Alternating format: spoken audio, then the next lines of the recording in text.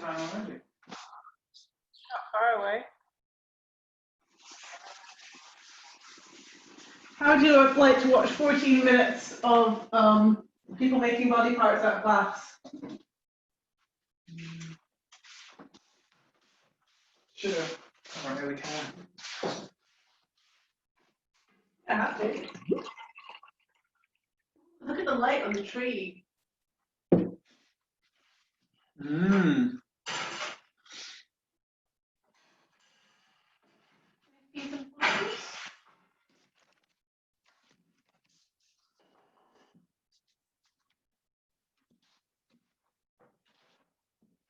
Would you like a more square piece or a more rectangular piece? They're both exactly the same on the pastry. I really don't care.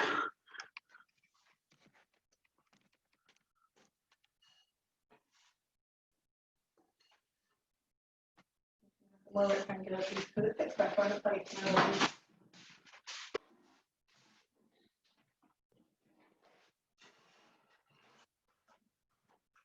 Do you have any inputs? Yes, but they're over there.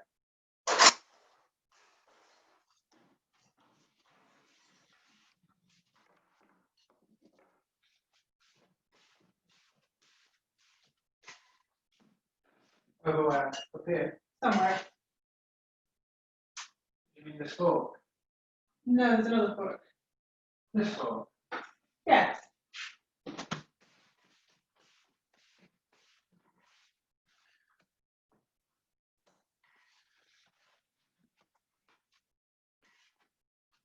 Do we need mats?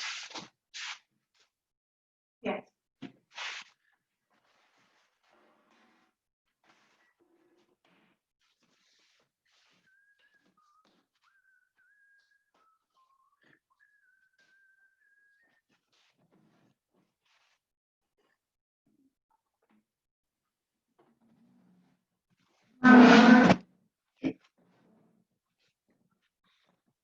Thank you.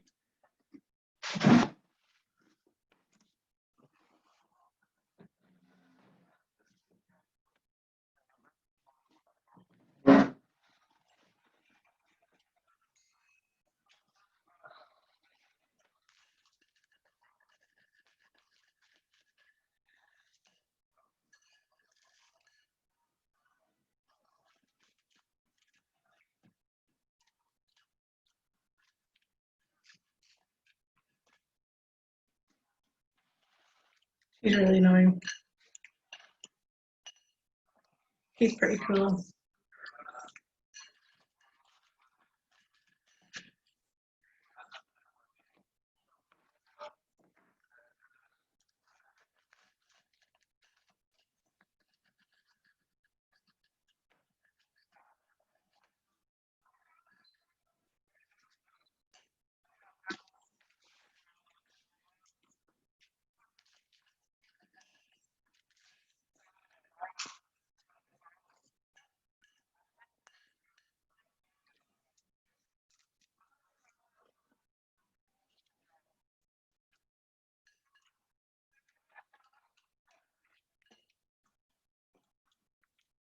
He's my favorite.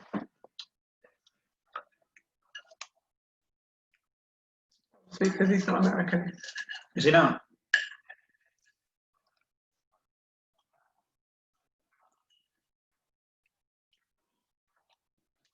Sounds American. He sounds from like, you know, Minnesota or something. Maybe he is. He sounds much less American than everyone else. Yeah. It's the East Coast English American accent.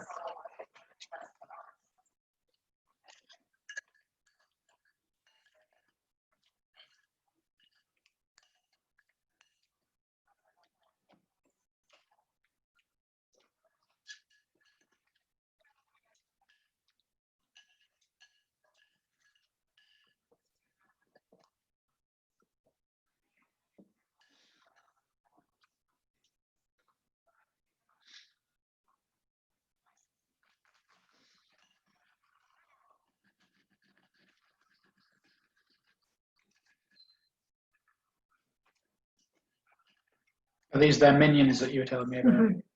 that they treat like crap. They just don't treat like humans.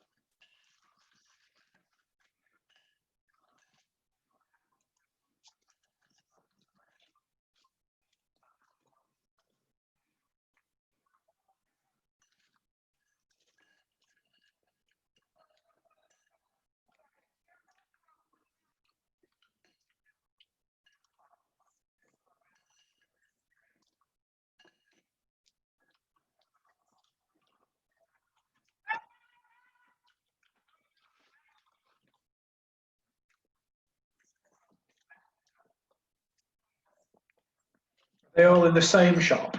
Yeah.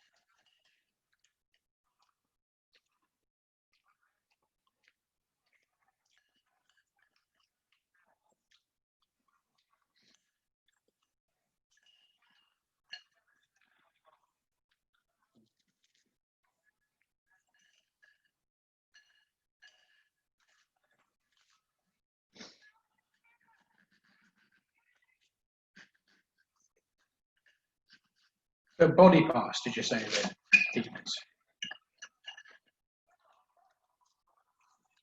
The body in motion is the front of the freak.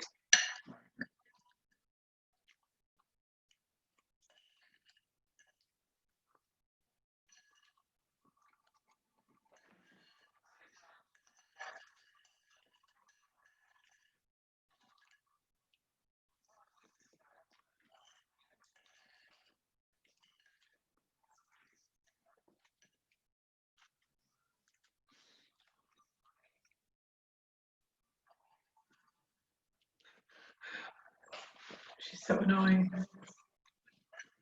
That is a good fit, though.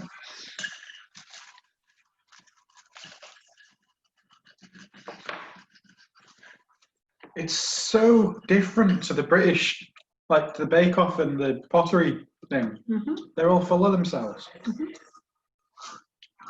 Well, they're professionals.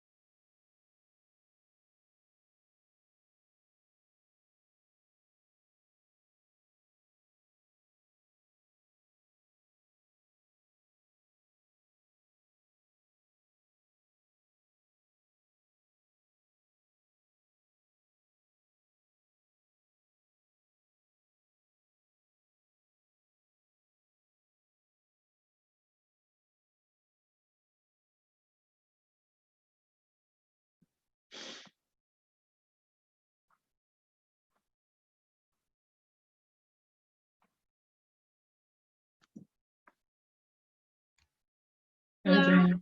Hey, beautiful. Have you got a little owl house above your bed? Huh? Oh yes, I have several owl houses above my bed. It's so cute. How are you feeling today, love? Better. I called into work saying that I'm going to be back on Monday. So Glad to hear back to be exploited. Yeah.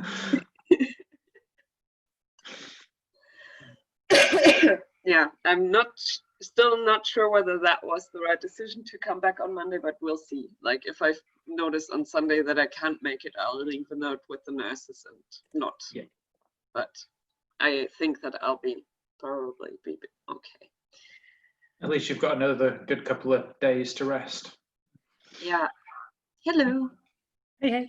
And also I'm going to be wearing a mask at work anyway, so they said I don't have to be completely asymptomatic to come back, but on the other hand, I still need to feel well enough, so we'll see. Totally. Yeah. How are you, Mike? Good, thanks. Yeah, all good. Friday, yay! Made it through another week. Good. How are you all? Okay. Yeah, how's the garden looking? Wet. Okay. In lovely light right You now. started building it? Has that been a thing? No, I cut down a load of fence posts to size today and yesterday, so everything's good to go. But we took delivery of them the day before, and we were meant to get 300 screws of the size and type that I ordered, but they didn't have them in stock, so they never arrived on the delivery. So we're still waiting for the screws before we can actually start putting things together. I thought you were going to say What are you building? I thought you were going to say they came in boxes of 300, so you've got like 3 million screws now or something. But that's fine. Okay. No, they do come in boxes of 300, but we need 300. Okay, that's fine. We're building a like a raised bed, which is also a seat. No, we're building a raised bed and a seat. Okay, we're building a raised bed and a seat, but they will go together as one thing. But they will be made separately out of separate things. I'm so glad we were It's recording. in a raised flower bed. Am I getting it right? Yes. Yeah. Not a raised bed for people. No, as in, yeah. Good A bed to idea. I like climb. that idea, though. Let's Is it play a with flower that. seat as well? I don't know what that is. So the raised bed forms the back of the seat. Oh. Don't understand. It's like a bench. And the back of the bench has a flower bed behind it. Okay. Is it on a slope? No, we're building a little box, which will be the bed. This is the theory. Diagrams are good. Jenny, I like your background. What have you got? I can see an owl on that circular thing. Is that like I've a got thing of 3 toys? owl houses above my bed. Oh, you got more things. Yes. That's so cute. I love it. Love it, love it. There's different owls in them. We can name them all. Most of them don't have names. I already forgot the name for the one. That's terrible. Oh, goodness. It wasn't Mr. Collins because we disagreed on that. You can't see anything. Was it Okay. Theodore? It was Where's Theodore. Theodore, yes. Yeti. Yes. Definitely. I like it. Good. Hello, Hey, Hi, Michael. Michael. How's things? tired. Hot? Yeah, it's really hot. But I got water splashed over me by my baby, so I'm now wetter and less warm. Excellent. How's Araha? She's really tired, and it's been a tricky day because she doesn't like a lot of the time. She just like goes along with our ideas of what's a good idea to do, but like today she's like, no, not brushing teeth, no, nothing, and yeah, water on the floor, everything. So Well, everyone's got to rebel sometimes. yeah, and like mostly we give her space to rebel in like small ways that aren't a problem. And Like that's what? fine. Like she wanted both her cups at dinner, and I was like, but just you only need one cup, and then she went, so she got to have 2 cups. There you go. You know someone else who always needs to have 2 cups at dinner? Except for today, oddly. Sometimes she even has 3. Hey everybody. Hey. Hello. Very grand house you're in. Looks amazing. Yeah, it's Welcome to fancy. Scotland. Yeah, I'm in Scotland. Scotland. But all the rooms busy. I was hoping you'd have the big chair with the That's the in the ring. old. Yes. Aha, The okay. chair that Charles Dance uses every year on Big Fat Quiz of the Year. By the fireside. If people watch that. There is a fireside. Let's have a look. Wow. I don't think you're allowed to set fire to it though. Oh. I think that's probably frowned on. Martin really is into his dark walled bachelor pad style places, isn't he? He's very fancy. He's a very fancy gentleman. Was that the first thing he did when he moved in, do you think? Just paint all the walls? Oh, I assume so. Yeah, I assume it was very much a kind of like Scandi loft beforehand, and that he arrived with like a large pot of deep purple paint and a small pot of gilding powder. If See not, that then joke, I know what we'll be doing for the rest of the weekend. Gilding the cornices. Is that what I'll they call it gild your now? cornices any day, Frankie. I have edible gilt powder. What? What? You eat it and it makes you feel guilty. Nice. Deal. That sounds amazing. What do you gild with it?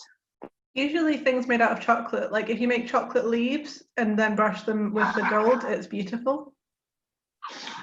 Also, hello everybody. Let me scroll through and see who's here. Hello everybody. Gordon's back. Gordon, thank you so much for your message. I escaped from the pirates and I got here in time. It was okay. You're looking less hairy. Have you had a haircut?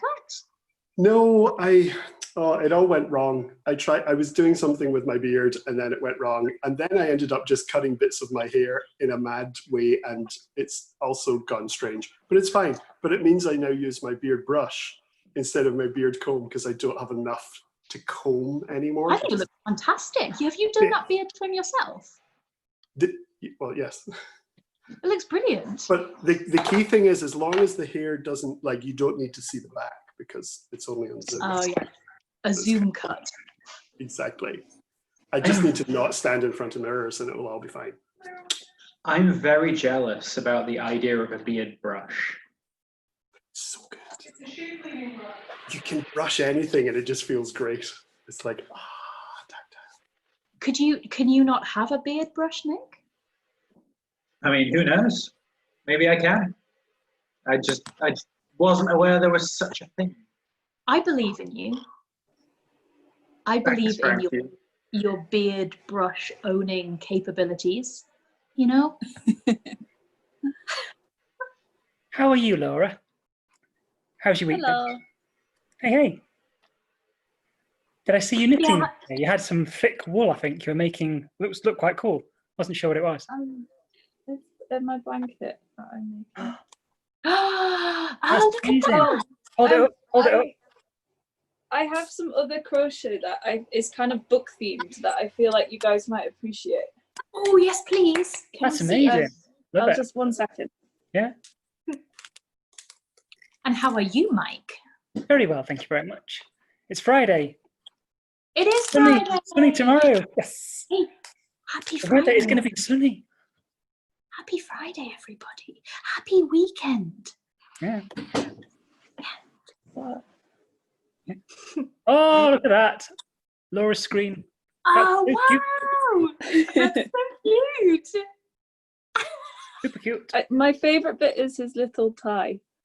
That Yeah, is I very saw cute. wizard Like on the three back of your threads. brush and I thought, oh, I have a wizard that I That is very, very cute. Hi, Carmen. Hi, Em. Hi, Andrada. Yeah. Andrada, you're very atmospheric tonight. Are you sitting in the dark? I thought it was brighter.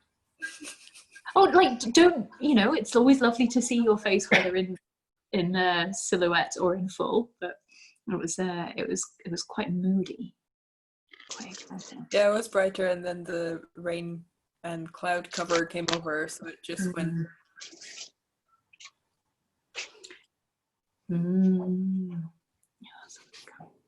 Carmen's Wall, Carmen's famous. Which book was it where Carmen's Wall became like an extra member of Storytime? Gordon, you must remember that.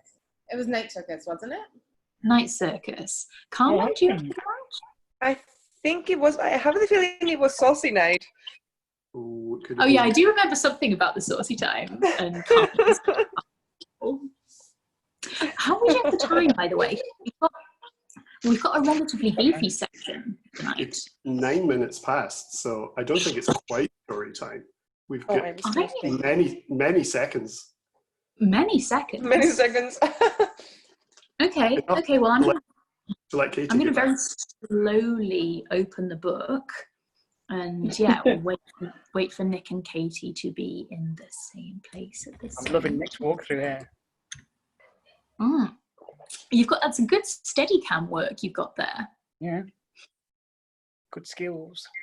Yeah, excellent skills. Also, Nick, I really like that colour t-shirt on you. You're rocking that blue, my dude. Why, thank you. I'm blue dabba-dee dabba-die. Thanks. That's now in everyone's head for the rest of the night. My pleasure. I take it all back. All of it. Right. Is that light all right? Now, I think it might potentially be story time. What do we think? So we have 4 chapters tonight. Oh yeah. Now, are you sitting comfortably? Then I'll begin.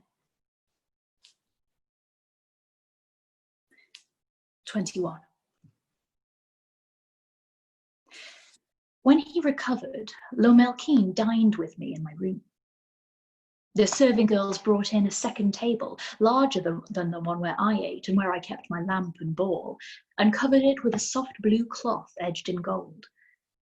One girl trimmed all the wicks and brought in more lamps so that we could see each other clearly as we ate. I watched their preparations with a sick heart. Even if we did not eat for an hour while they prepared, we would still have 2 hours between dinner and the time I went to sleep. I doubted he would leave me, particularly not if his mother had told him I had woven the attack as it happened, but I had no desire to learn what Lomelkeen did to pass his evenings. The henna mistress came and took my hands in hers. She drew me out of the room and across the garden to the bath. She did not have time, she said, for a full wash, but she could do my hands and my hair. I sat patiently while she worked henna into my hair, reddening it. Where her fingers brushed my neck, ears, and forehead, I knew she would leave small henna prints on my skin. This she did on purpose, so that small gods who were not in my family would know I had put the colour in my hair. If it were done too neatly, they might think I had been born an oddity and mark me for their purpose. I did not tell her that her efforts were in vain. I was purpose marked already. She left my hair and took up her stylus to draw the symbols on my hands. I could only watch in silence for a few moments before my curiosity overwhelmed me. Henna mistress, I said to her, what are these symbols that you draw? Some I will tell you, she said to me, but Lady Bless, some of my family's own secrets, blessings of our small gods that we are permitted to draw on others as gifts, those I will not give up. I understand, I said to her. I had wondered what set a good henna artist apart from a lesser one. The mistress always worked on me, though I knew she had several apprentices and at least one daughter, a child of herding age, had she lived in our father's tents. Those girls might draw upon one another or upon the spinners, but they did not touch me, even for practice. Now I knew why. If the henna mistress drew signs of power on my skin, she would want no others to interfere. This one is for luck, she said to me, and pointed at a wide circle with wings on it. There were several of them on my forearms, hidden in the pattern. And these are for strength. A tree started at the base of each of my palms, growing leafy branches into each of my fingers. She traced a line I knew to be the desert and our father's tents, my history. Then she turned my hands palm up, brought them together and pulled them toward her own body. I looked down at the pale side of my forearms, pressed together by the way she held me. They were birds, half on each arm, and recognizable only when my hands were held as she had them now. Lady Bless, she said, and released me. Thank you, I said to her. If I dined with my husband, I would take all the aid I might receive. She did not explain any other symbols to me, but I could feel each one as she drew it on. They burned like skin put too near a candle when she started them. When she finished each one, the ache sank into my skin and ceased. Every one of them made me stronger, even if I did not know their meaning.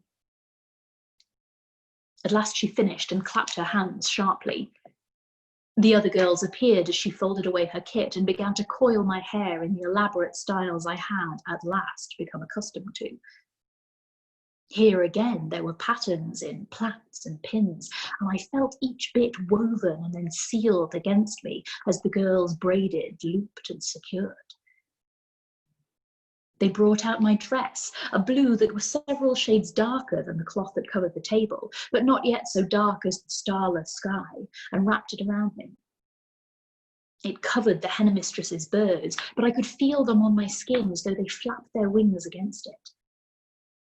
The dress was embroidered in dark purple thread as well, making the patterns difficult to see. Again, I needed no eyes and no touch to tell their path. I could not tell if any besides the henna mistress had done this on purpose, but I was as armoured as I could be to face dinner and whatever followed with Le Melkin. The girls left me when their tasks were done. They were still afraid of me, though perhaps they were more afraid of the henna mistress, who supervised their work with eagle's eyes, but they did not shirk. The last girl, who pinned my hem above my slippers after she put them on my feet, hesitated before she left. This was the girl who had brought me my tea on the very first day. Though I had seen her several times since, we had not spoken since that time. She passed me a package, wrapped in silk scraps she must have begged from the weavers. Its smell betrayed it to me, and I bowed my head to her. I had not been able to find the tea myself, despite repeated trips to the kitchen and several conversations with the cooks and the boys who ran his errands. She had brought it to me. Thank you, I said to her. You are welcome, Lady Bless, she said to me. Shoo now, little bird, said the henna mistress. I was not exactly sure to whom she spoke, and she was so like my sister's mother, I moved before I thought. That made her laugh, to command her lady thus, and the servant girl was smiling as she took her leave. The henna mistress held out a hand. I will take the tea, Lady Bless, she said to me. They may search your rooms, but they do not search mine. If you need it, send for me. You always have an excuse to, because you can say you want the henna. I passed the package to her, and she tucked it into her dress. There was too much of my own self that I could not control, but I had these women, and I would have this. Now you must go, she said to me. Sit straight on your cushion. Speak only if he addresses you. Take small bites and chew them over long before you swallow.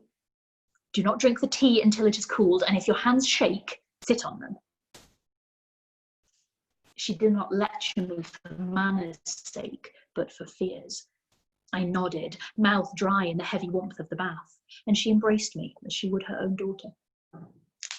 Thank you, I said to her. May your small gods find you, Lady Bless, she said to me. I had longed for conversations since coming to Lomelkeen's castle, and it seemed that at last some of the women were willing to risk attachment to me. I smiled at the hen mistress, and then she turned me around by my shoulders and pushed me out the door. The air in the corridor of the bathhouse was still full of that heavy heat, but the air in the water garden was cool. The sun was over the castle walls, and all was shaded. A light breeze blew the scent of the evening blossom flowers towards my rooms, which had all their doors and windows open to catch the wind. I could not linger, though, for Lomelkeen waited for me at the entrance. When he saw me, he extended a hand, the perfect picture of courtliness, and I crossed the garden to meet him. My wife, he said to me, his warm fingers closing around mine. He did not pinch, and there was no fire. He merely took my hand. Thank you for dining with me this night. He said it as though he had invited me and I had agreed to it, rather than the invasion that had taken place. I apologize that we have not dined together yet, save for the night of the Starfall, he continued. I confess, the realm takes up so much of my time, and you were so patient with me that I was inattentive. I beg your forgiveness. I did my best not to look at him. I wondered if he had spent too long in the sun, or if I had.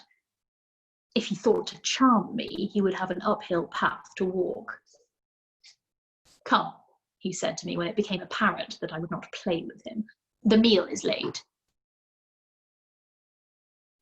In our father's tents we eat well. There is meat every evening and lentils and chickpeas to fill the bowls. We have bread and oil, and our father brings back spices when he travels because my mother loves to experiment. We eat everything together, sharing and knocking fingers in the serving trays, and there is laughter and family at every meal. This was nothing like that. There was bread and oil, but they were set in dishes so fine I thought if I held the surrounding up to the sun I might see through it. There was a decanter made of glass, more than I had seen in one place in my whole life, filled with wine, and a jug of water next to it for mixing. The meat was cut into small pieces and arranged to look like the body of one of the mean-spirited, long-feathered birds I sometimes found in the garden. The bird's real neck and head completed the display at the front, while behind its plumage matched the blue of the tablecloth. I did not recognize the smell of the spices, and there were other dishes I could not recognize.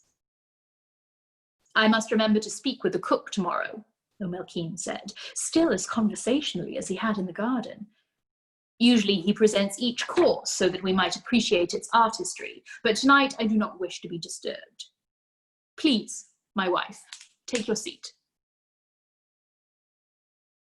I sank onto one of the cushions, my spine as straight as I could manage, thanks to the henna mistress's instructions, and tucked my feet neatly into my dress. When I put my ankles together, I felt the matching signs the henna mistress had drawn on my heels recognize each other, and they warmed my cold blood. Lomelkeen sat beside me. If we had sat across from one another, we would not have been able to see each other because of the bird. I could see the raised platform where my bed was, but I did my best not to think about it. I sat still as Lomelkeen poured and mixed the wine and set each kind of food on a plate. There was one cup and one bowl. We would share. If he tried to feed me with his own hands, I would bite off his fingers. He took a long drink of the wine and passed it to me. My drink was much shorter, barely wetting my mouth.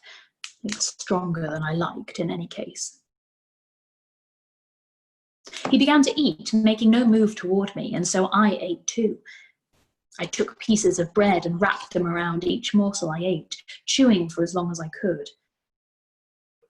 "I cannot make you afraid of me," he said. I was glad I had taken a small bite, otherwise I might have choked. Instead, I swallowed neatly and took a sip of the too strong wine before I looked at him. "I do not waste my fear," I said to him. "I have told you that." "I know," he said to me. "You fear nothing because the desert will get you in the end, regardless. It is predictable, like the water clock. I had thought to be unpredictable and see if that would set you off." "I've herded goats, my lord," I said to him. "They have taught me what it means to be unpredictable." "You have studied birds, too," he said to me. His eyes were like the far horizon when a sandstorm lurks beyond it. "I have studied nothing," I said to him. "I am no skeptic. If the desert has taught me and I lived, then it is because I learned." "Yes," he said to me. His hand closed around an eating knife he did not need. "Somehow, you live."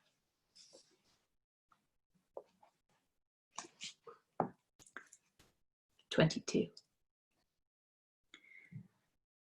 My own eating knife was too far away for me to reach without being obvious that it was my intent to seize it. Since the food was already cut, I had seen no reason to keep it close. If I lived, I promised that I would never be so thoughtless as to let Lomelkeen get his knife while I didn't have mine again. I did not think I could defeat him, but I could slash his face and give him a memory of what my death cost him. Lomelkeen twisted the handle and then balanced the blade upon one of his fingers. It did not cut his skin. The lamplight gleamed on the bright bronze as he spun it, throwing spots of light on the walls of my room and then twirling them into a spiral. It might have been pretty had I not imagined spots of blood following in their wake. The only thing I had within easy reach was the salt cellar. It was still full and the grains were coarse. It would be as though I threw sand in his face if I hurled it at him. It might buy me time to get the knife. Lomelkeen threw the knife up in the air and it spun in a whirl of light. I leaned towards the salt, ready, but when he grabbed the hilt again, it was only to twist it down and stick the point into the table. I hovered, unsure of what he might do next, and then he bent towards me. "It won't be a knife, my love," he said to me. His voice was low. "I can promise you that." He sat up and clapped his hands. The serving girls came back and cleared the table except for the wine, and then a man came with a packet. Lomelkeen took it and waved him away. He opened it, and I saw maps of the desert, where the castle was and where all the villages were marked. Many of the places had a red mark through them, and I felt what little supper I had managed roil in my stomach. Those were the places that had given him a wife. "Would you like to see how I plan a hunt, my wife?" he said to me. "No, my lord," I said to him. "I have my own tasks." It was not precisely true, but I did have the spindle and the white thread I had spun when I had gone into the vision to see my sister. I could weave it, I suppose, though I did not have a lap loom, so I was not sure what I would use. The serving girl who carried away the ruined tablecloth saw me with the thread in my hands and nodded. She returned with a loom shortly, and I sat down to weave while Lomelkeen plotted his desert horrors. There are two ways to sit while you are weaving. My mother and my sister's mother had made sure that my sister and I learned both. The first I much preferred, as I was meant to, because it was more comfortable. I could sit that way for hours at need, but if I did that tonight, there was the possibility that I might slip into the weaving trance, and I did not wish to do that while Lomelkeen could watch. The second way, I sat on my own foot, and if I did not shift sides every now and then, breaking my concentration, the foot would fall asleep and I would get a cramp. The first way was how my mother and my sister's mother wove when they were together. The second way was how they wove when they sat in the tents of our father's caravan, weaving with the women while he traded with the men. Your cloth will be the same quality, my sister's mother said to us, but your ears will hear better. I tucked one foot beneath me. Since it was concealed by my dress, it was impossible for any but a weaver to tell how I sat. My shoulders and the slant of my hips might betray me, but I doubted Lomelkeen knew to look for that. I would merely have to ensure he was not watching me when I shifted. I began to set the warp. Since I was making nothing in particular, I put the threads as close together as I could, leaving just enough slack in them that I might pass my fingers through, leading the thread. This would be finely woven cloth when I was done. Perhaps they would shroud me in it if I finished enough to cover my face before Lomelkeen strangled me. He laboured over his maps, to what end I did not care to guess, and drank freely from the decanter without mixing. I hoped that meant he would fall asleep at the table and not make it to the bed, but in my heart I knew better. He would take no more risks with me than I did with him. At least the knives were gone. Despite what he said, I knew that it was much easier to slit someone's throat than it was to smother it.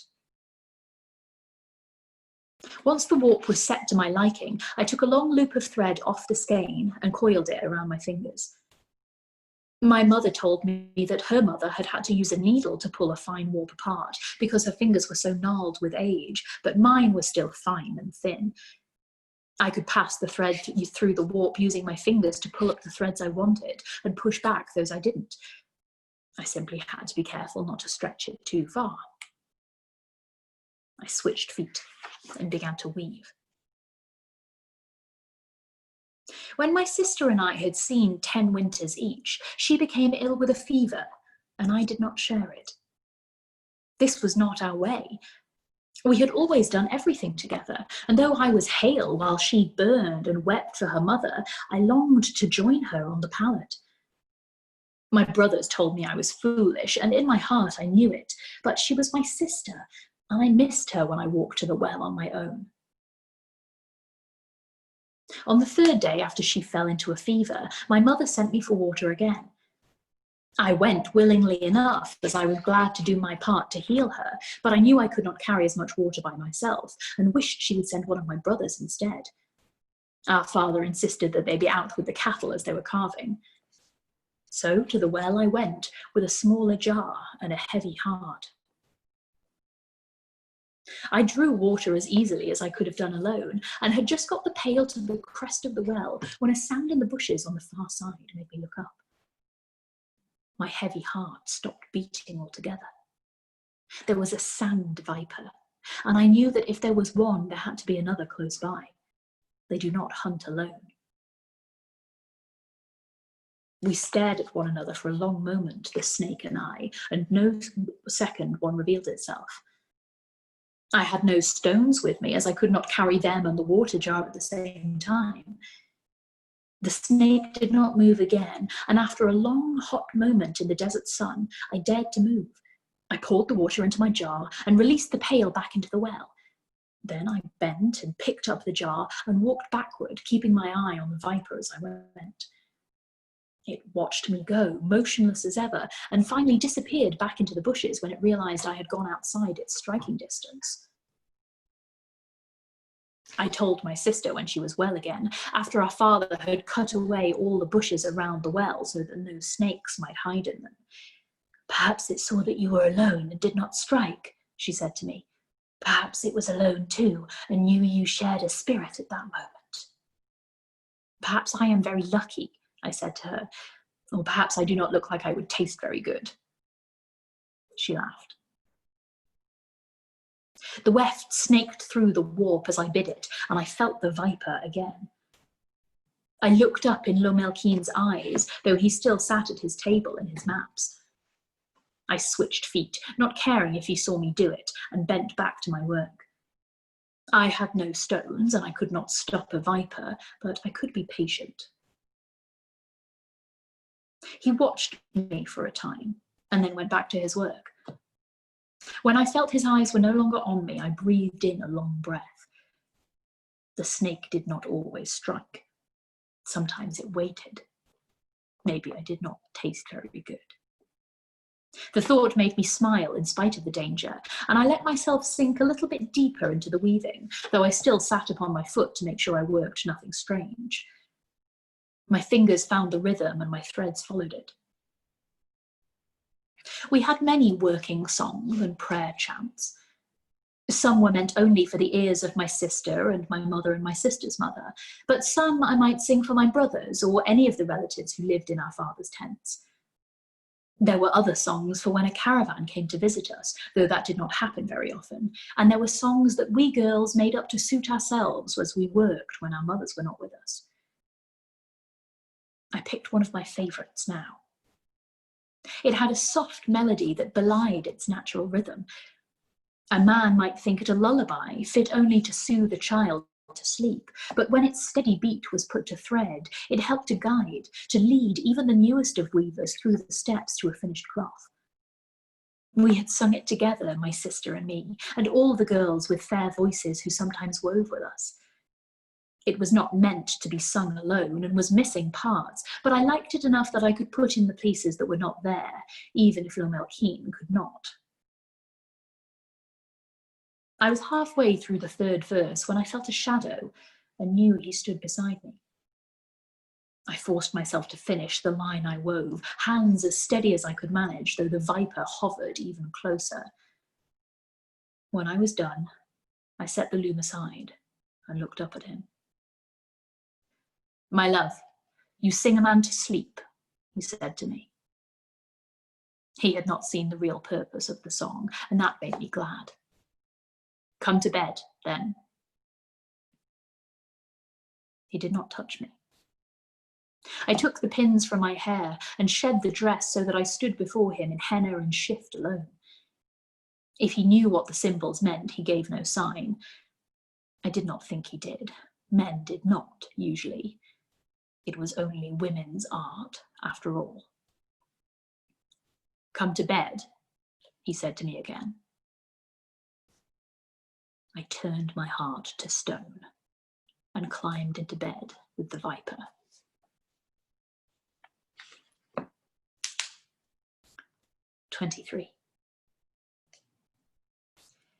For 4 more nights, Lomelkeen came to me for supper, then the evening's work, and then to bed. The henna mistress drew her signs on me each time, and the girls coiled my hair and pinned it and put me in a dress of fine make. Each night, the henna burned a little stronger, the pins stuck fast to my hair, and each dress had the embroidery of a most delicate touch. Lomelkeen's maps were marked, and the cloth grew under my hands. I kept the eating knife close to me when I could, and sang the songs from our father's tent when I could not. If he noticed, he did not care. Each time he invited me to bed, it was the last thing he said to me, and never once did he touch me. There was none of his cold light, nor any of my copper fire, yet I did not feel at all weakened. The henna kept my copper fire strong. Each morning he was gone before I woke to a steaming cup of tea on the table beside my bed. When I woke, I went to the bathhouse. It was empty when I arrived, but before I could take off my shift, one of the attendants appeared, as always, like I had rung a bell for them.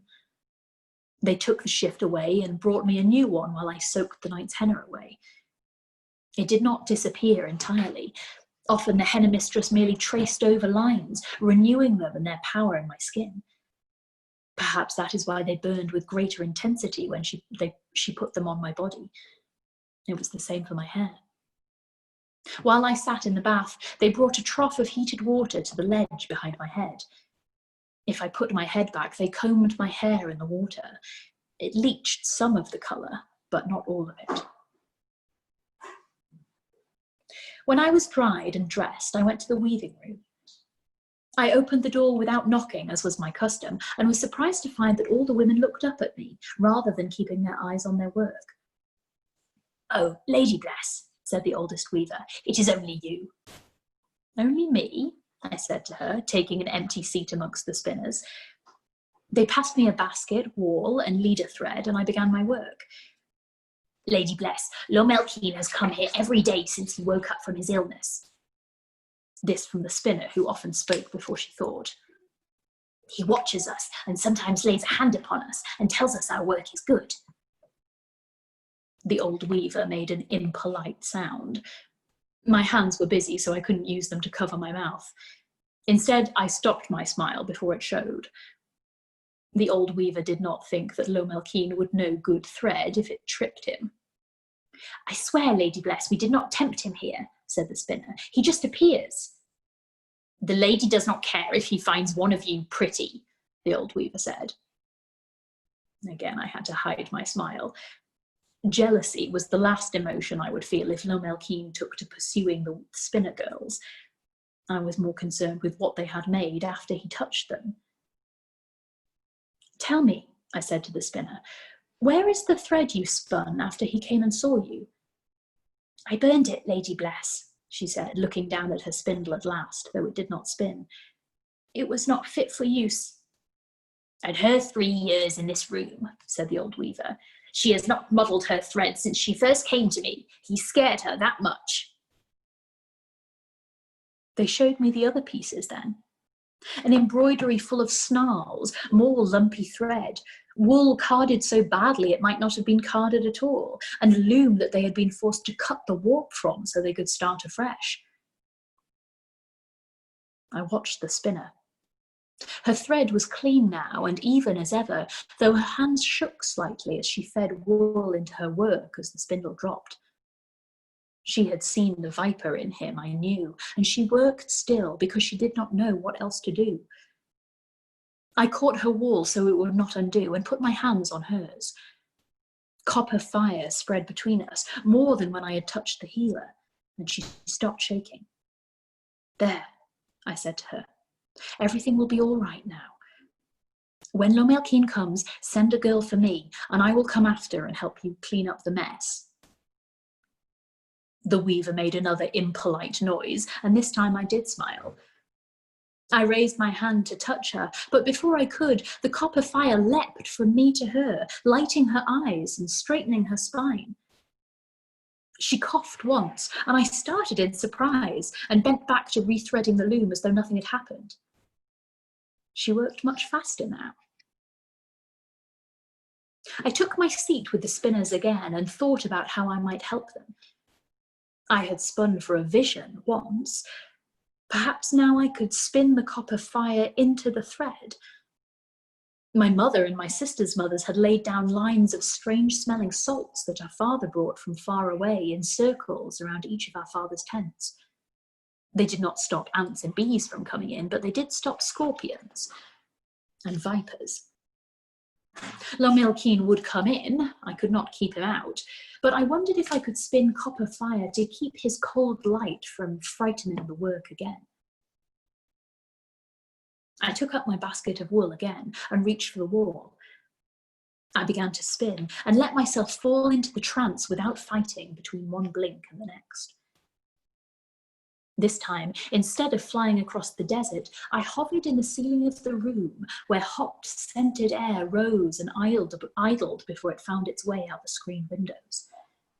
I looked down and saw all the looms at work, all the walls spinning, and all the needles as they flashed in and out, pulling the silk threads behind. I could see traces of Lomelkeen's cold light. Unsurprisingly, they collected near the prettiest of the spinners, the quickest of the stitchers, and the most talented of the weavers. At least he had some measure of craft knowledge. I dropped the thread I spun on each light, smothering it in fire, and then moved my wall onto the next one. When I had cleaned up the leavings, I turned my thoughts on how I might protect the room. My mother had left a circle of salts, and that was enough, but scorpions were much shorter than Lomelkeen. Still, that was the best place to begin. Somebody is unmuted.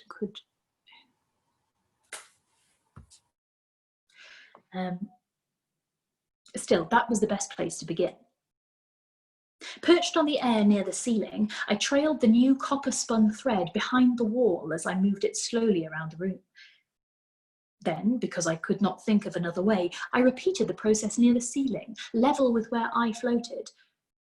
The two lines of copper fire reached for one another, but stayed in place where I left them. As I relaxed my hold, the lines blurred. I tightened my grip again like I would hold a goat's legs to keep it from straying, but they fought me harder than any goat I had ever restrained. I could not stay in the ceiling of the spinning room forever. If my first idea had failed, I would have to let it go and try to come up with another. I released the copper fibers. To my surprise and relief, the lines stayed where I had set them. The threads of fire broke loose, reaching up from the floor and down from the ceiling, the way a gage tree's roots stretched for water. They intertwined with one another and flared strong in my vision. I recoiled from the brightness and dropped the wall. I fell as it did and woke up in the seat, the old weaver shaking me by the shoulders. "Lady Bless," she hissed. She did not wish to shout and cause alarm. I knew if I did not wake, she would pinch me or worse. "I am here," I said to her. "It is done." "It certainly is," she said to me, and I looked down at my hands. I had been spinning undyed thread, as we all were, but that was not the colour I had spun and wrapped around the skein at the bottom of my basket. As I had spun white thread when I sought my sister, I had spun copper thread now, so bright even inside the room that it seemed to have its own fire. "Lady Bless," said the spinner. "You will still your tongue," said the old weaver. She looked around the room. "You will all still your tongues. This stays between you and your small gods." They murmured their agreement, and I felt a stirring in my blood. The old weaver said their small gods, but I knew at least some of them sent their whispers out to me, though I could not say how I knew it. I nodded to the old weaver and left them to their work and their prayers. My blood hummed as I went out from them. In the cooler air of the garden, I paused. Before, Lomelkeen had been content to take his power from men and inspire their creations. Now, it seemed, he had turned his efforts to the women who lived in the casa as well. He was not desperate for power. I could tell by the strength of the cold light in the spinning room. More likely, he had forgotten that women could do work too, useful work. He thought he could hasten them along as he had the men, and he had, but at too steep a cost. I hoped he stayed away from the kitchens. The head cook did well under Lomelkeen's influence, but many of his assistants were women or boys, and I had no desire to eat burned or raw bread. He had not touched me in 5 days. Had he learned that my power was made stronger by his? Had he tried to find another source in hopes of weakening me? If he had, it had been a failure. The henna mistress and the women who dressed my hair had more than enough power in their work to keep me strong. I did not like that in order for my strength to increase, his must too. I did not like that I relied on him for anything, least of all for this. Perhaps it was time to visit my sister in the present, not seek out visions of her past, and see if the cult of my small god had done what she hoped it might. I was halfway back to my room and the weaving there when it occurred to me that Lomelkeen would have visited more rooms than the spinning room. I had warded that place, but I knew that he must have left his mark on others, and that the work done there would be just as muddled. A casa needs a king, so went the saying. That was what men thought. A king needed a casa just as much, and the casa had to operate smoothly, sheep to the wadi, or the flock would disintegrate. I needed more wool, I thought, and if I could find a way to spin it without turning it impossible colours, so much the better. I resolved to send for a basket or more when I had the time and the privacy to lose myself in a spinning trance. It could not be today.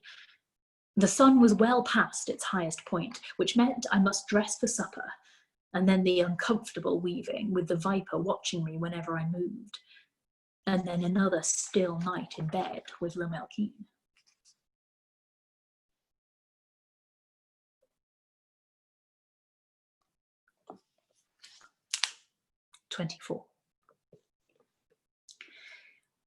I was not dead in the morning, but when I woke, I thought I might be the next thing to it.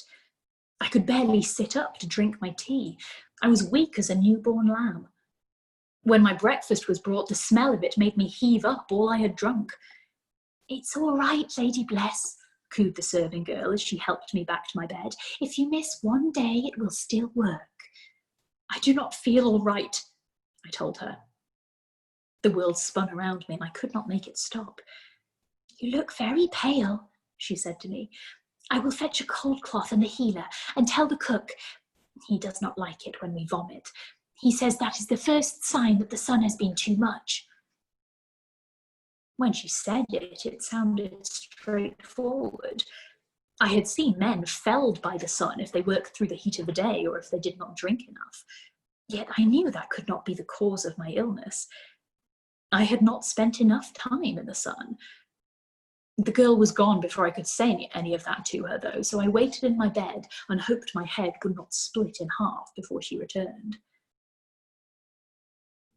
I dozed, and when I dreamt, I saw a lion. It drank at an oasis in the cool of the morning. I knew that it was the oasis from Lomelkeen's map. He had pored over it, planning every angle of this hunt. I had thought he might be plotting where to find his next bride, but I ought to have known better. He did not care from whence we came. There were no tents in this oasis, and it was far from a path of trade. Only a madman or a man with very good horses would ride so far to an oasis on the way to nowhere. Lomelkeen was not mad, easy as it might have been to accept him if he were, but he did have good mounts. The lion was old, its mane tawny and bright in the sun. Its back and face were scarred with long claw marks. It had fought to keep this oasis and driven off or killed younger lions to do it. He kept no pride in his old age, but he kept his home in the desert. Lomelkeen hunted him for no other reason than to kill him, and he had nowhere to go. I saw the other guardsmen draw back, an empty saddle where Lomelkeen had left them behind to do the hunt alone. Before the demon, Lomelkeen had hunted lions that were a threat. This old creature was too smart to harry the villages and oases of men, and now he would grow no older. As I watched, Lomelkeen came down to the water of the oasis, across from where the lion stood. The old beast stared at him, wise enough to know that fleeing would get him nothing. For a moment I thought Lomelkeen might spare the beast, but then he hefted his spear in one hand, and between one breath and the next, landed it between the old lion's eyes. It fell face first in the water, fouling it with its blood. Lomelkeen drew a knife and whistled for the men to come, and I knew he meant to skin it. That I would not watch. I felt the vomit rise in my stomach again, though I did not think I had anything left. And then I was in my bed, and the serving girl held my hair as I emptied my stomach again. This time only white water came out. The cook watched me, shaking his head. "Juice, Lady Bless," he said to me, "as much as you can." "I wish you would mind your own craft," snapped the healer. "I'll fetch it," said the girl, but the cook shook his head. She had to stay as long as one of the men was with me. The healer examined me quickly, a soft hand on my forehead and a light touch at my wrist. "Lady Bless, did you have wine?" he asked me. "No," I said to him. My voice was hoarse. "I drank water and ate what was brought." "Did you sit in the sun?" he asked. "No," I said. Perhaps she is only tired, the serving girl suggested. She spent the whole afternoon in the spinning room yesterday, and the girls there said she spun without stopping for hours. As soon as she said the word spinning, my stomach heaved again. She was so fast, turning me and holding my hair back from the bowl. I had nothing to bring up, but I appreciated her efforts in any case. Perhaps that is what has taken the water from your body, the healer said. He was not entirely incorrect, but it was not for the right reason. Today you must stay abed. Drink everything that busybody from the kitchens bring you, and touch no craft. I nodded, miserable, and the serving girl put another cool cloth to my head. It was the copper fire that had done this, or rather the fact that I had done so much spinning with it. It had been too much. Once the healer left and the serving girl went to fetch a comb, I could not stop myself from crying. I had only been able to protect one room. I could not shield the other workrooms if this was the result. Soft hands undid my braids and began to work through my hair with the comb. I forced myself to breathe softly, hoping that I would fall asleep and rest without dreaming. I had no wish to see more lions meet their end.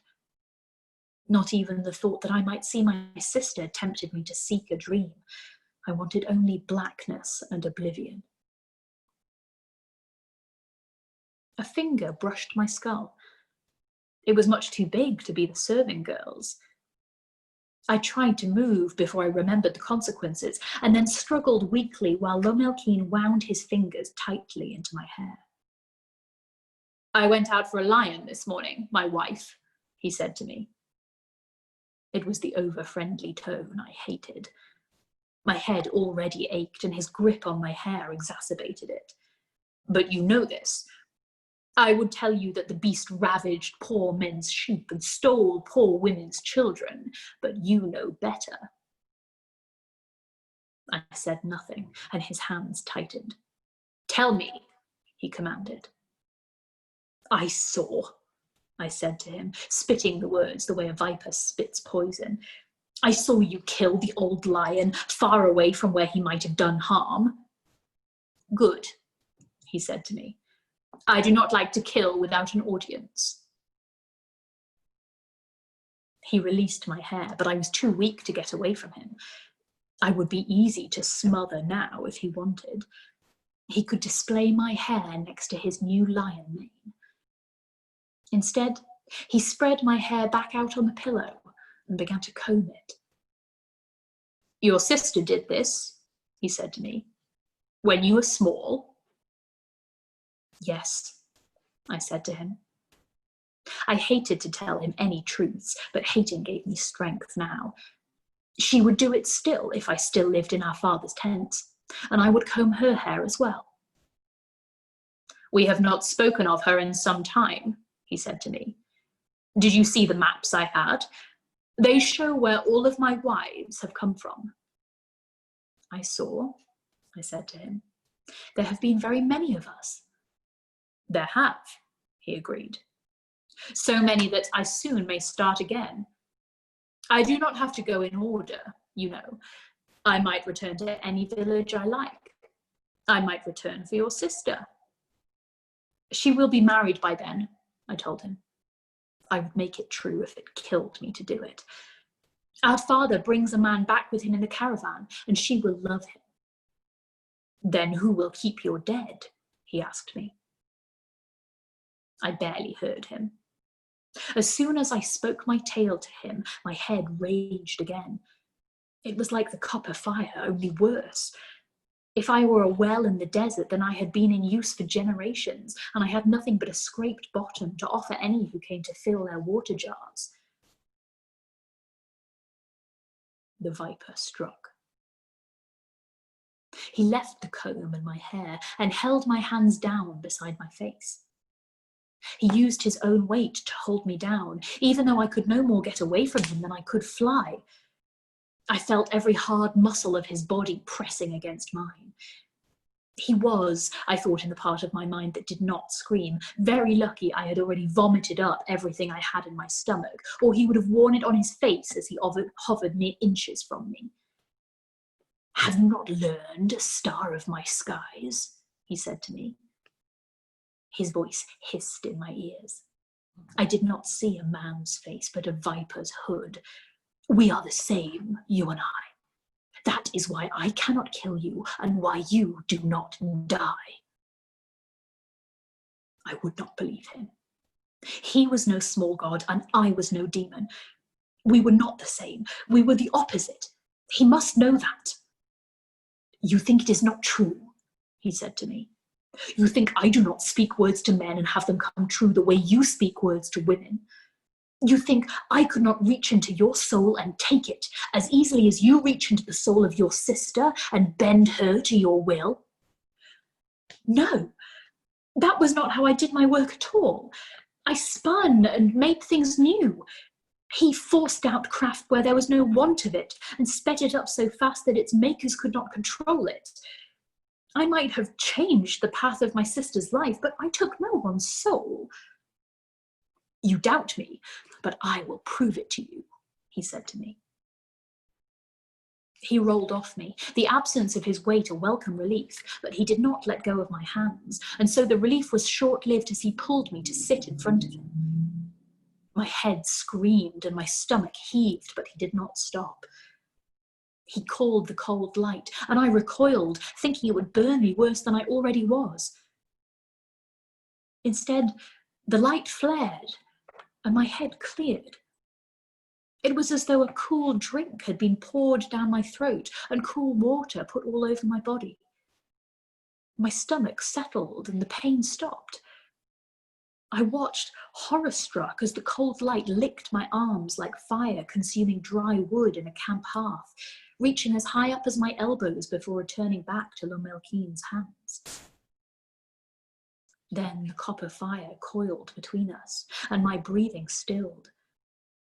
I was a gauge tree, roots scrambling for water, and the wadi was at its highest flood. I traced the water source, expecting to find my way back to my sister. Instead, it was as though every wadi in the desert was feeding me. I wanted more, and Lomelkeen was making me strong enough to get it. This was more fire than I had used to ward the spinning room. This was enough fire to shield the whole castle with enough left over besides. I thought of my sister and the husband I had conjured for her. Now he would come, as surely as the sun would rise tomorrow. Lomelkeen sank his fingernails deep into my skin, bringing small crescents of blood welling up around them. This new pain brought me back to him and away from foolish desert dreams. His viper's smile was uncontrollable now, and he leered at me like I was his perfect thing to do with as he liked. I would not, I swore. I would never. "Well, my love," he said to me, passing me a cup of juice. "It seems we will need each other for a little bit longer, after all."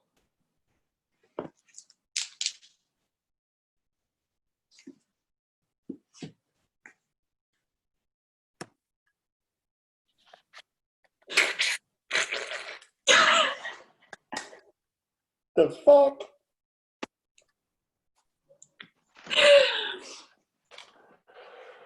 We've lost Nick. Nick's so disgusted, he's walked out. I'm still here. Give me a long time. Invisibly doing my woman's work. Yes! In his room. How are we all feeling about that?